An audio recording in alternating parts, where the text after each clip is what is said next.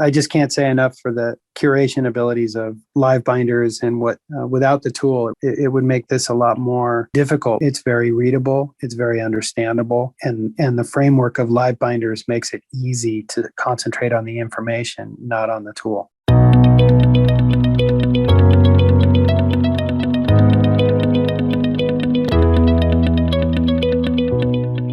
John, good to see you again. Good to see you, Tina. I like when we connect, even, just informally, because I love the information that you're curating in your binders, and I'm always curious to learn. So I appreciate you taking time out of your busy day. I know school's starting over at Butte College, and everybody's excited. Class is back in order. Almost everybody's there again, right?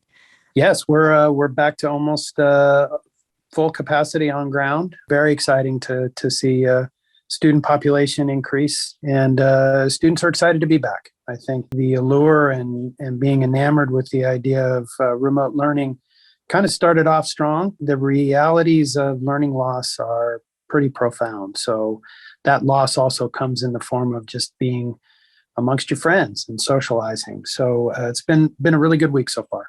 Great. 2022, 2023 is going to be great. Great school year. Absolutely. That's my prediction. Already. Yeah. Yes. So we were talking earlier, and I had said that I love, getting in touch with you and catching up on your binders, and, these dashboards that you've put into the binders are really interesting to me. And you started with that COVID binder with the Johns Hopkins dashboard for tracking COVID cases, which when you started, I remember it was like in the hundreds of thousands. And I remember watching it every day, and I would go to your binder and just check on it. And now it's obviously many more digits into it, many more years into it. But the dashboard concept is really interesting. Putting them in the binder, I want you to talk about that. You've got this other one that I wanted to kind of get you on the mic to explain the data threat dashboard information binder that you created, I think a couple of years ago now. I did. I would say that the COVID-19 binder really started off recognizing that information was changing in real time so dramatically. We were all looking for any type of information possible, regarding what our protocols were, how we were going to respond and deal with life. And to that, I collected that information using a tool that I've just become really accustomed to using, the very same way that I would have done before computers and three-hole punching information and trying to collect that information, and that's LiveBinders. So Data Threat Binder was actually kind of an analog to the uncertainty of the environment we were in during COVID. Really happened as a result of some of the things that were happening while we were all trying to go through online learning, while we were trying to stay connected. Companies were trying to stay connected with employees and so forth. There were also threats amongst us all the time. And it became a curiosity to build this data threat dashboard. And I really didn't know what information might have been out there to begin with. So I started researching just to see what was there. And I used a lot of the anti-cyber threat companies out there in the antivirus world, the malware world, and just said, well, what do you have? What is out there? And I was really amazed at how much public information, more as just kind of a public service that was being offered from these companies in kind of reflecting a real-time view of kind of a macro view of their own collected information about what was happening in threats and downtime and so forth. Yeah, let me just open up one that I know looks just awesome. This first one that you have here, Live Global Cyber Threats. I was surprised that you didn't know that these things existed. And then when, I would have been pleasantly surprised too to know that they're offering this data in a visual, dynamic way that just makes it so much more engaging. Yeah. Like this map right here. Tell us what it's telling us right now. Well, what that's really indicating are threats that are potentially in motion and by way of either direct server to server contact, server to distribution environment, regardless of their location on the globe. These threats in real time are essentially being tracked and then graphically represented as this tracking data shows on the global map. And then over to the left, you see directly, and it can be slowed down for speed so you can get a sense of each one, but literally thousands per hour are tracking into that environment. And this, let me just say that overall, what I found, and the reason why I have more than one resource, is that depending on which company, I would get a portion of a view, and some of that view would overlap with another company's view. And where it overlaps, it kind of started to represent more of a mosaic of the big picture. And although I don't have the know-how to create an entirely connected view of all of those things layered on top of each other in one tab, I felt that if I had those 3 tabs in red up at the top, that I would get a very significant amount of real-time outage information.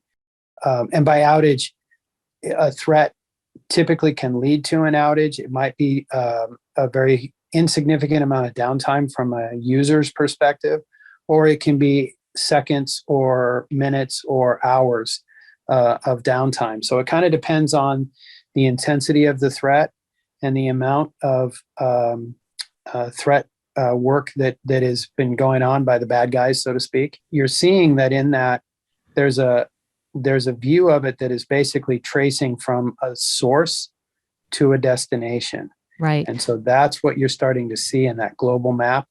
And that's just representing what that rotating screen is over to the right. And then the quantitative view of outages per unit time is what is up in the upper left-hand corner.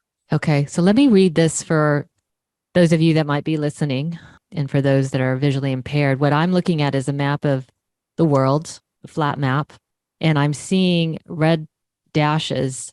Primarily, usually I see it much more busier, but when we opened this up, I was seeing a lot of attacks coming out of, I would say, central United States, a lot of it going to Colombia, some of it going to India, some of it going to Bulgaria. So look in the newspapers and see what's going on. We don't know. There's one that just went to Costa Rica.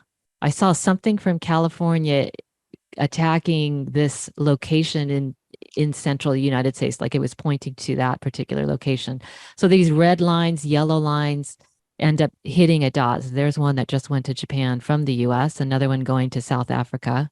And then over on the left, what John was talking to is we see these red dots, yellow dots that correlate with the attacks. And it says, Andromeda for one, phishing, Trojan, kind of explains what it is. And it goes very quickly, but there is a dash plus or minus that you can slow down the attacks so you can read them more. But then above that is a graph that shows, it's got May, June, July, all the way through August. That's probably got 12 entries or something. And then it shows you the number of attacks starting at 20 million. And the highest that I see is 140 million. The highest that I mean, on the graph, but what I'm seeing here is July 24th through August 3rd, there was about 120 million hits that were going on globally. And then over on the right of that map, it says top targeted countries, which is really cool. So interestingly, 1 was Mongolia, 2 was Georgia, then Nepal, Indonesia, and Guatemala. So top targeted industries, for those of you who are interested: education, government, and healthcare. And then it says top malware types: adware, backdoor, and phishing. So what a really useful graphic that I did, even just looking at it without you, and this is why I'm so glad I invited you on, is I didn't even get the breadth of what I was looking at. And I'm just noticing now on the map too, the red stands for malware, purple stands for phishing, and yellow is exploiting. I don't know exactly what exploiting means. So typically an exploit virus is something that launches something else. And malware is probably at a colorful view of red is probably most frequent and probably most infective at a user level, so an individual laptop or computer. But an exploit virus can actually be more harmful at a server or at a distribution level of many computers inside of a domain, because then it can attenuate behavior of the system. It can change the behavior of a system, sometimes without the users really knowing it or network admins knowing it until it's too late, like, for example, with ransomware and such. Mm-hmm. Well, it's so interesting. It doesn't tell me where in the United States this central place keeps spitting out stuff, but I just saw one from Portland, Oregon, and another one from Arizona somewhere. But it is fascinating. And I'll tell you, the reason I kind of latched onto your binder with this is in February when Russia invaded Ukraine, I was just trying to see what kind of activity, and there was a lot going on in Central Europe there on this dashboard. But there are other maps that you have going too. So let's just check out the 3 red tabs that you have in your binder. So the first one that I just opened was the global cyber threats. Yep. And then this next one is called Thousand Eyes Outage Map. So these are when the internet actually goes down. Correct. So again, a global map, and we're looking at circles on the map in various areas. The smaller the circle, I guess it levels, the severity of the Correct. outage. Yes, severity is going to be a severity in the number of servers attacked or servers disabled. So, for example, you can see in the left-hand panel where it says applications, and it shows things like Dropbox, LinkedIn, Reddit. And then over to the right, far right, would be network owners. So you can see that Amazon, for example, is in the 5th position there. And other network owners are showing where a threat has turned into an outage. So, yeah, I'm concerned about Amazon being on there. I'd imagine, I guess people are attacking all the time, but they're experiencing an 8-minute long outage. Is that what that means? Yeah, and so it's saying that it's affecting 18 interfaces. Now, that probably in the literally millions of interfaces that exist in the user environment of Amazon with the interaction of a user in whatever circumstance. It's a very limited penetration and attack in the environment, but they got in. And those things can go from 18 to 100,000 in seconds. Wow. Okay. So they're definitely infected is what this is telling me. And so something's happening. Okay. Correct. That's interesting. And there have been times when this particular information dashboard, if you will, has been proliferating tens of thousands of outages. And typically we start seeing those concentrated in areas of the world. You can see that by far and away the number one area, even for the modest number that's showing on the screen right now, we only have a few servers affected. But in the bigger picture of things, it's the United States that's under the largest frequency of attack. So this one, I think I played with this a lot during the initial invasion. And I was trying to understand. I think what I did was I just clicked, there's a graph at the bottom, a menu bar, which I don't understand any of the acronyms for, but if I clicked on it, it would remove it from the screen. So I wouldn't have to get all the data that was showing. But what is this data? It basically shows a globe of the world. And in certain regions of the country, you see these blue, it's almost like an airline, how you track the flight of an airline. So you see these lines going across the globe.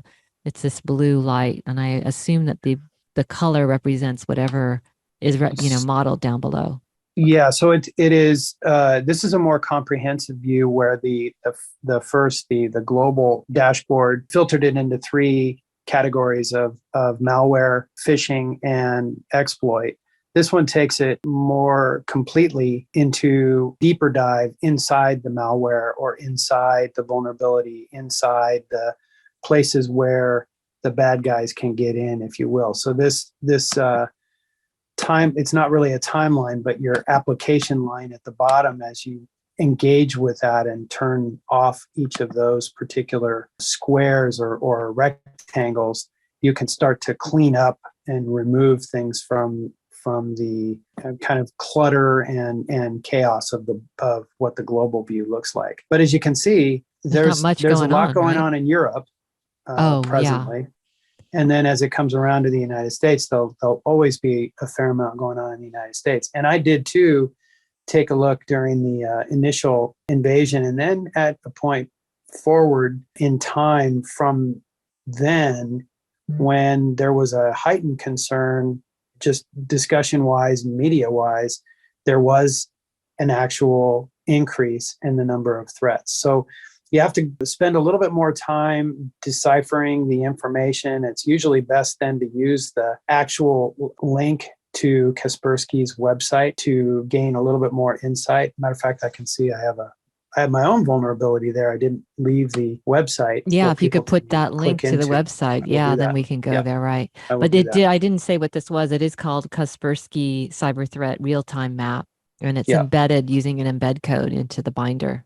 Correct. So it's you can get the visual right there, but if you do want to go to the website, John's going to put the link in the binder. You mentioned in your forward about the down detector problem and outage tab, but I'm not sure what that is for. Let's see. So down detector, I happened across this one when there was a very large outage of Verizon network in California. And it essentially, if you go to the facing page and it says real-time problem and outage monitoring, and you just type in, if you were to type in Verizon, for example, right now, and do a search on Verizon, the list that would come back it says no current problems. But when Verizon was having outage problems, it was massive, and there were thousands. And what I found was this is a really great tool for local issues. And it relies directly on people reporting. So in the areas where large server farms of Verizon equipment might exist, or Amazon, or one can link up with that information in real time and realize, boy, if the Bay Area's got downtime going on right now, that's going to affect me in rural Northern California and so on and so forth. And the other thing that it allows is it allows an individual to report a problem by way of connecting here. So even if you don't think problem relates, it might. And it's always a good idea that to report back information that is within the area that is, potentially affected and why. But you know what I'm going to do is anytime I'm having internet connectivity, I'm just going to go to your binder and go straight to this tab to find out what's going on with my connection. That's convenient. Like I now understand what this is. I wonder if you could just write that a little bit in your binder. I know you say real-time problem of outage monitoring, but maybe for internet subscribers, maybe list them, because in the tab, because that page is not iframe friendly, it just shows the thumbnail. So that's a good point. You could probably make a note, because this is great. I could definitely use this. So if I wanted to see if like Amazon was having any issues, you could go right to the search bar and type in Amazon. Okay, I'm going to do that right now. So it's got the Alexa, it's got the Amazon shopping, and it's got AWS. So AWS says there's no current problems, which is good. So then that report that we saw earlier about Amazon may have been the shopping network or some other Amazon property. So. Okay. Exactly. So this is where I could dive in deeper from looking at Thousand Eyes Internet Outage Map, and dive in a little bit deeper here to see what that company says about it. Great. Yeah, and as you can see, in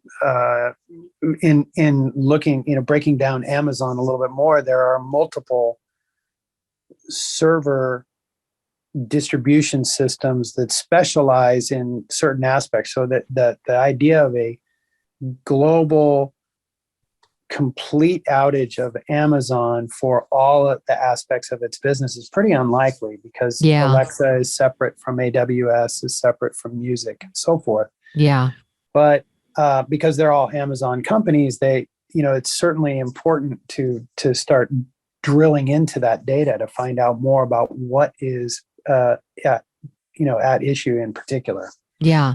So this is great. This is like, I just want to, I don't want to search necessarily. So I could use the other map to just kind of tell me, who's showing up. And then if I want to know details, or even if I know if I'm experiencing something, I could go to your data threat dashboard, to the down detector, and give my customer feedback, or just do a little more deep dive from the Correct. company itself. And by the way, when I did the Amazon search, for those of you who aren't seeing, it came up with 7 properties. So the Alexa, the Prime Music, Music Unlimited, Prime Video, obviously Amazon Shopping, AWS, and Amazon Freebie, which I've never heard before. But I'm not going to go try to figure out right now what Amazon is down, but it definitely gave me the tools to do that if I wanted to. So that's very cool. Then in your binder, you've got 4 tabs in blue. And I don't know if they're similar to the ones that you have in red at the top, or just additional information that you thought was cool. So what I tried to do, like, for example, with the Akamai global web application, that if you move into that one briefly, that one will kind of give you an idea of how much data is moving. And this happens to be data through the Akamai use. So it's not a global view of 100% of the data at 100% utilization. But it is an idea of how much data is actually being moved around the globe. So as that globe will continue to move, you can see that there's a big explore button in the middle. Okay. But click on it. But the macro view of 93.56 million hits per second in a utilization of 13.42 terabytes is pretty astounding, because it's just giving you an idea kind of quantitatively of how much are we really talking about here. And that's a stunning amount of data. If you move, there are some moving links there, one to North America. If you click into that one. Okay, yeah. So I'm looking at a globe that's spinning. Right. And in the globe, they've got these, imagine it like a premiere of a movie where they have these spotlights coming out of the location on the globe. So there's many, many spikes of these yellow lights heading out into space. And I'm looking at a 3D model that's spitting of the globe, by the way. And then above each one is like a satellite dot that tells you what region. So it's got Asia, Oceania is looking, facing me now, and now it's rotating away, and I'm seeing Africa, Europe, Antarctica is always staying there, so I could click there. But now I'm going to wait for, well, here comes South America, satellite. I'm calling it a satellite. It's just an interactive button, and there's North America. So if I click on that, as John suggested, it zeroes in, and now I'm looking at a 2D map with lots of different size circles, mostly on the East Coast. Yes. So what is that telling me? That there's just a high concentration there? I would expect West Coast too. There would be a West Coast version of that. And I think if one clicks and holds their mouse, you can actually I can scroll drag. Yeah, across. I'm dragging. Okay. Yeah. It's just such a big image, which is very nice. I only got the eastern coast of the US, but still, relatively speaking, California doesn't have, it's concentrated, Bay Area and Southern California. Well, I guess that's true for every state. It just looks so much more, it looks just busier on the East Coast. You've got large circles for major cities, of course, like Boston and Pittsburgh and Dallas. I see Atlanta. And then you have tiny circles, which and all of those circles, Tina, really kind of represent more of a quantitative view. The bigger the circle, the higher the traffic or capacity and utilization, I guess. And so, if it's a very wide area circle, then it would really represent that traffic going through the Akamai, what they call their intelligence system. Right. That's the other thing. Is much higher than in other areas of the globe. I see. So, and this also represents their client base, right? So it does. It does. Yeah. I see. And that's why I wanted to make sure I didn't represent it in red in terms of intensity or volume. I kind of subordinated those to more. It's interesting, but it doesn't necessarily represent threats. It represents more kind of movement and flow. Yeah. And if you can imagine all these other access points other than Akamai, that already is showing a lot. So it could just be the tip of the iceberg, as they say. Yes. So the next tab after that, just to kind of go through this fantastic binder, says threat, but internet hacking attack attribution map. So how is this Right. different than So yeah.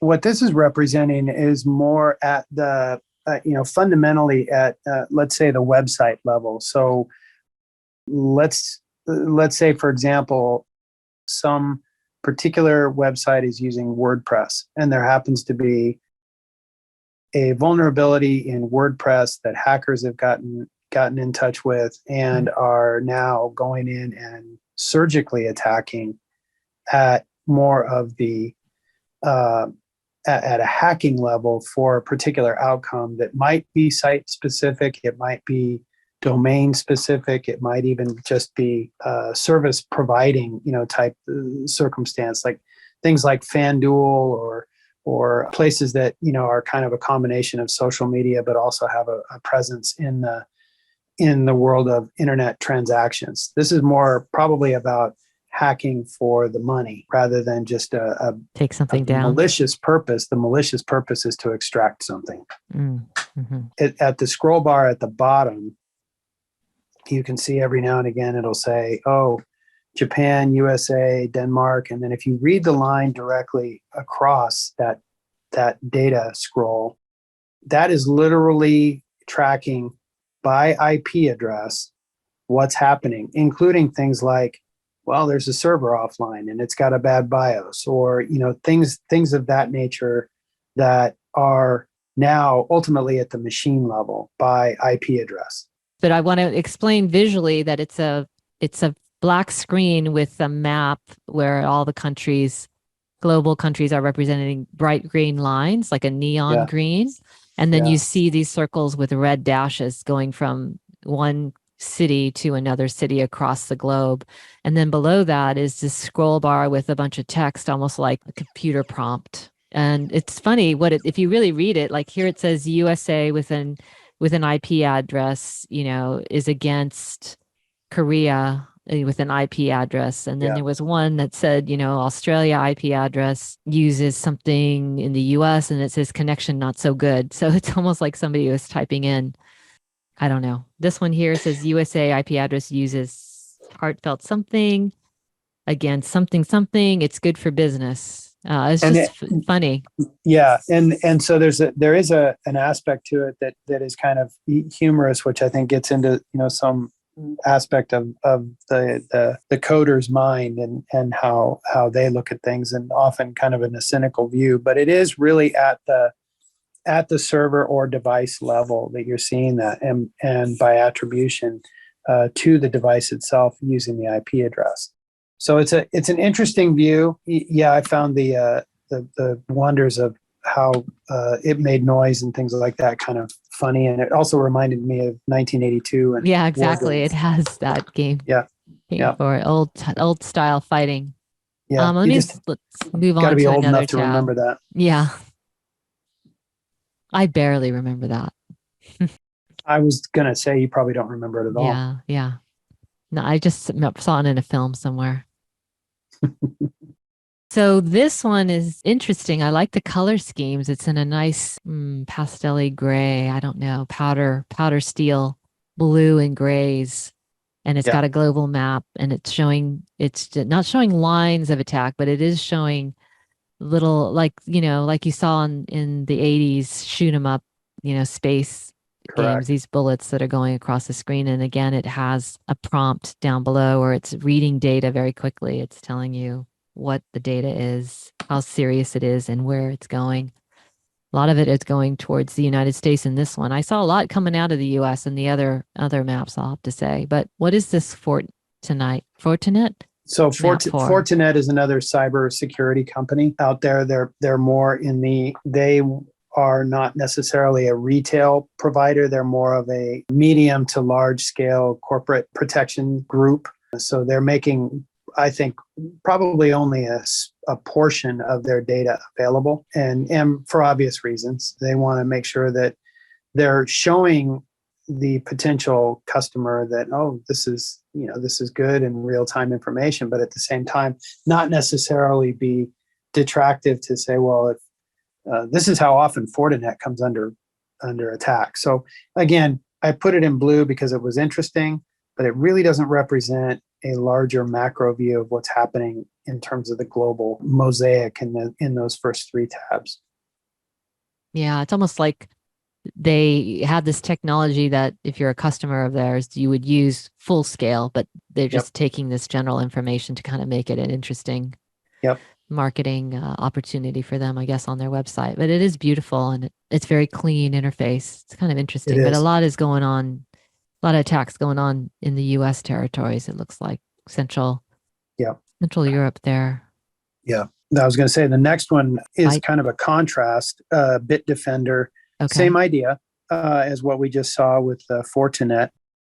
This one is filtered into three general categories: attacks, infections, and then just spam orientation. So that activity on this kind of pixelated view of the globe on a flat screen on the top portion of the page is then fed from data that's showing up in this constant scroll of individual device. Because as we know, whether we like it or not, every time we agree at a user license level, we are subjecting our information to be used, anonymized, but used. And that use case of data being reported at the device level and at the individual user level is then collected and can be reflected here in real time with what's going on. So this is more representative of what's happening computer to computer. Ah, interesting. Bitdefender is a relatively large malware and antivirus company out there, and they have a free wall. So a lot of the information that they're collecting is from their free versions. And then if you want more security to kind of close it off, then you can buy more services from them. But the intention here is just to give kind of a relative view of, we're under attack and it's happening all the time. And whether it's device to device, server to server, or system to system, it's all day, every day, 7 days a week, 365 days a year, thousands per day. Yeah, so it says, red is actual attacks. The yellow is infections. So that means they've been infected? Yes. And then it's showing you the live attacks in the middle. But over on the right, it says locations. Are those the ones that are causing it or being the recipient of these attacks? Because United States is number one. This is Turkey on the is recipient second. level. Okay. Yeah. So United States is number one. Okay. Mm-hmm. So United States is number one. Turkey, number two. Romania, number three. China, 4. Netherlands, 5. Fifth place, Canada. 6 is United Kingdom, and then Brazil, and it goes on. But it's just curious. It really kind of brings it home a little bit, the meaning of what's going on there when you see these countries. Right. Mm-hmm. Yeah. All right. So pretty much that's your binder. I know this reference tab that you have at the bottom, I think, is great because you summarize each of these applications in a little bit of a table, just a little bit, if you wanted to kind of remember what that application was for. You do have a little summary here. But, on some of the other stuff that we looked at, if you can add a little bit more on that one, I don't know if it was down Detector that I thought was pretty cool. It was, because it didn't have a backwards. It didn't have a way for someone to look into it deeper. I think it was the Kaspersky. Was it that one? Okay. Uh-huh. Yeah, providing that link so we could go in and play with it more. And this one just, I think the one with the down detector, I think is one I'm going to refer to a lot, but maybe explaining a little bit on the side what to the users, if you're experiencing a problem with your application, go see if it's down and please report it because that's what this tool does, which is great. So this is awesome. Down detector works very much in the same way that Waze does for traffic data. Okay, that's great to know. Can you put that on there? Yep. Will do. Because the more information we can give, the better we all are, Yes, exactly. A knowing more what's going complete, on. I like complete that. view. Yep. I like that example that you just did. So this was fun. You're making it really useful to kind of use data that's out there, putting it in a context that's easy to get to. And, you don't have to put it in a bookmark. It's like, here's the data threat dashboard. You know which tabs you're going to go to because it's pretty fixed. So I appreciate that. Yeah, I'm looking forward to exploring more of your information research. Thanks, John. My big stew pot of publicly available information. But it really, I just can't say enough for the curation abilities of LiveBinders, and without the tool, it would make this a lot more difficult, because really within a span of a couple hours worth of work, and that's really at the refinement level, the actual collection and curation of the data and getting things to embed properly and so forth is the majority of the time. But the reality is that with a minimal amount of formatting in a very consistent way, it's very readable, it's very understandable, and the framework of LiveBinders makes it easy to concentrate on the information, not on the tool. Yeah, and I like that you can explain something to the audience about how to use these dashboards, which you don't necessarily get when you're just on the site. So your interpretation of that is helpful. Well, John, thank you for your time. Happy to give it. I enjoy it immensely, and this is great. If you like this video, give it a thumbs up below, subscribe to our channel, or visit us at livebinders.com. Thank you.